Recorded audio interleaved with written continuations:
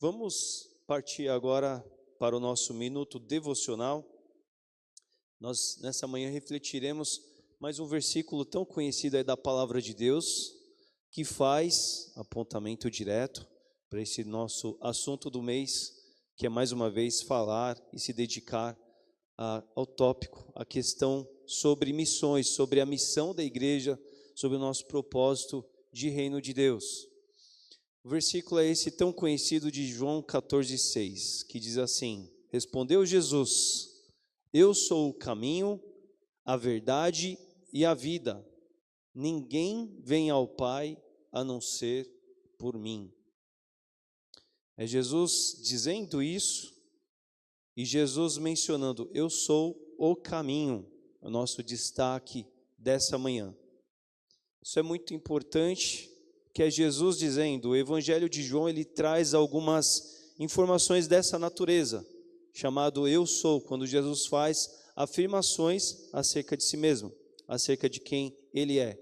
E Jesus, ele afirmou: eu sou o caminho. Na verdade, Jesus respondeu: eu sou o caminho. Por que Jesus deu essa resposta? Por que a gente encontra esse texto nessa proposta do jeito que está em João 14? Jesus respondeu porque alguém perguntou. E a pergunta veio de Tomé. Tomé, Jesus estava confortando os discípulos em João 14, porque Jesus estava dizendo: olha, pessoal, daqui a pouco estou indo embora, daqui a pouco estarei com o Pai. E Jesus está ali fortalecendo os discípulos. Mas enquanto ele está fortalecendo os discípulos, ele diz: olha, eu vou e logo mais vocês irão estar comigo. É nesse momento que Tomé fala assim: Senhor, para onde vais? Tomé vem perguntar, vem questionar sobre o caminho. Tomé vem dizer assim: nos diz qual é o caminho. E é nessa circunstância, nessa situação que Jesus diz: como assim? Eu sou o caminho, a verdade e a vida. Ninguém vem ao Pai a não ser por mim. A resposta de Jesus é: o caminho sou eu. E quando Jesus está dizendo isso aqui, ele está dizendo sobre a expressão do que o Evangelho é, mas também a expressão do que o Evangelho causa na vida. Jesus está dizendo sobre um modo de vida. E essa ideia de o caminho é algo que esteve muito ligado à realidade do reino de Deus ali nesses primeiros anos, ali a partir de Jesus por meio da igreja. O livro de Atos vai nos mostrar muito claramente isso, nas palavras do próprio apóstolo Paulo. Paulo, ele é um dos dois grandes personagens do livro de Atos. Paulo é um deles. E Paulo, ele faz menções e referências acerca desse seguir a Jesus, chamando de o caminho. É um meio antigo, muito antigo, do qual se atribuiu a essa nova forma, a esse novo modelo de vida experimentado quando se passou a seguir a Jesus. Hoje nós temos algumas denominações que classificam e facilitam muito bem o nosso entendimento. Quando alguém se professa, se chama evangélico, quando alguém se diz cristão, quando alguém se afirma eu sou batista, quando alguém se diz, olha, eu sou presbiteriano, isso já antecipa várias apresentações, vários detalhes. No tempo de Jesus, naturalmente, não havia nada do tipo. O que você tinha era o quê? Era uma herança histórica vinda do judaísmo, mas judeus que agora estão entendendo uma nova mensagem, uma nova proposta, que é o reino de Deus, é o que o Evangelho veio trazer. E como eles eram conhecidos, como eles eram denominados, como que o pessoal chamava esse pessoal? Atos 9:2 vai mostrar isso.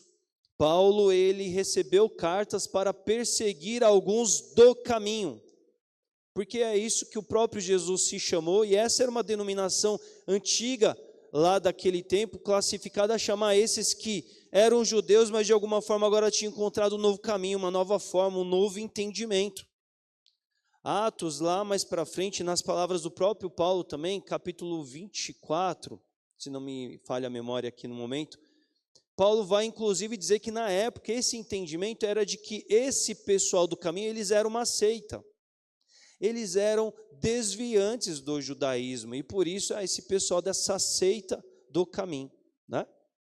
Mas de uma forma geral, eu estou chamando isso aqui nessa manhã para a gente pensar o seguinte: precisamos compreender que quando nós falamos do reino de Deus, quando falamos do evangelho, nós estamos falando desse caminho.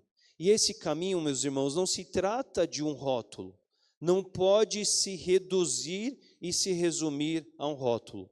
É muito pobre, é muito inferiorizante a gente entender e achar e crer que a nossa vida, que o nosso caminhar com Deus está reduzido a um rótulo.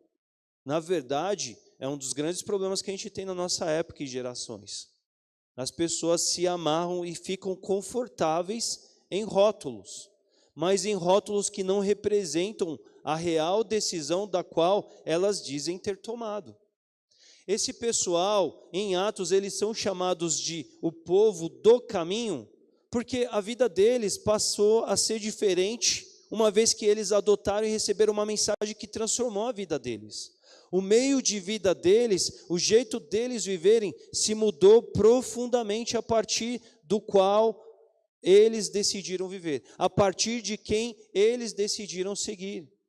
O caminho daquele que é a vida, um caminho para a vida, o caminho de Jesus. E se Jesus que fala de um novo caminho para a vida, um novo caminho por meio dele. E nós precisamos resgatar essa ideia para os nossos dias. Porque não tem nada que encanta mais as pessoas do que quando elas olham para a vida de alguém e elas percebem uma vida que está debaixo de um propósito. É uma vida diferente. Isso vale mais do que qualquer infinitude de palavras, meus irmãos. É quando as pessoas olham para alguém e querem entender o que está acontecendo ali.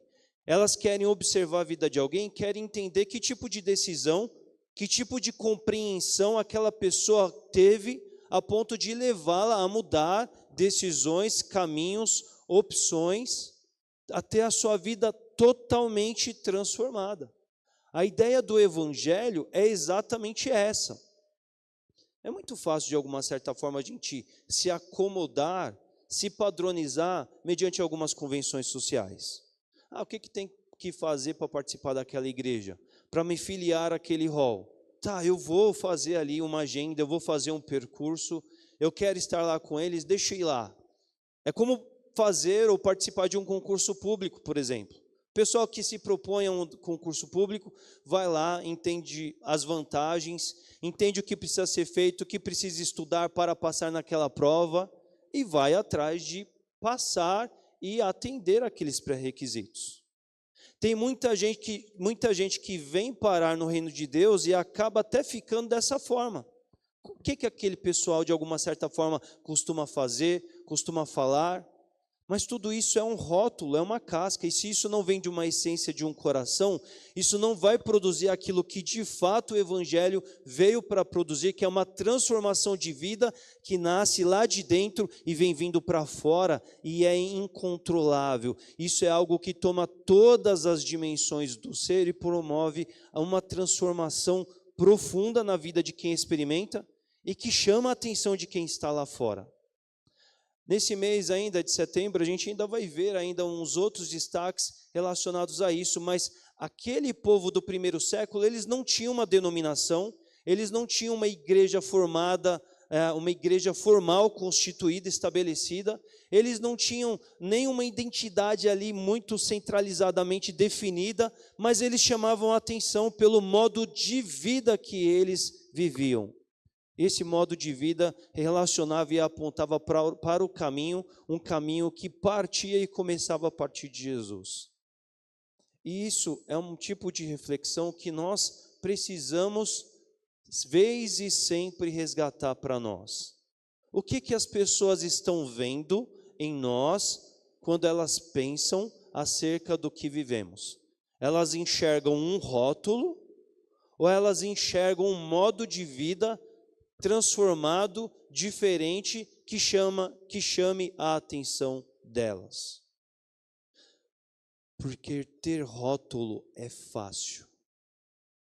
ter um rótulo, dizer da boca para fora que você tem uma agenda, como a Sandra introduziu aqui pela manhã, é muito confortável. A gente preenche nas nossas entrevistas para emprego a religião que você tem.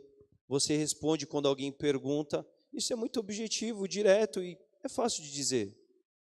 Mas isso por si só não vai chamar a atenção que as pessoas precisam ter das suas atenções chamadas. E nós precisamos pensar nisso, porque era desse tipo de coisa que mais atraía as pessoas para Jesus.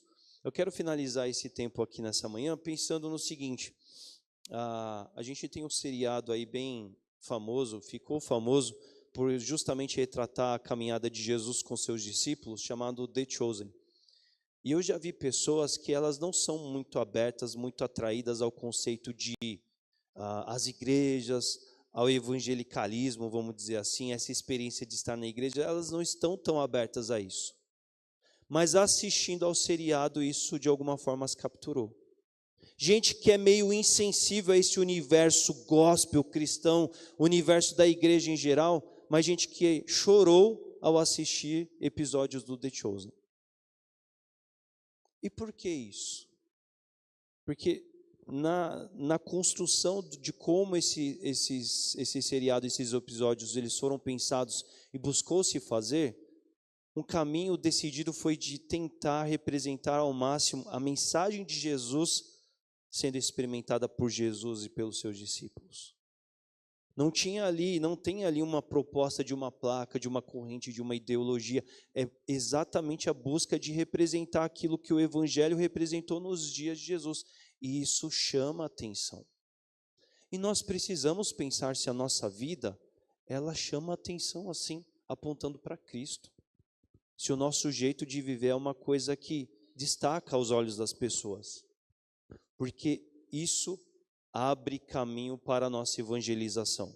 As pessoas levam muito a efeito essa ideia de que a evangelização se dá meramente pelos discursos, pelas palavras, pelas construções, pelas nossas abordagens, pela nossa chegada, pelo nosso impacto do contato.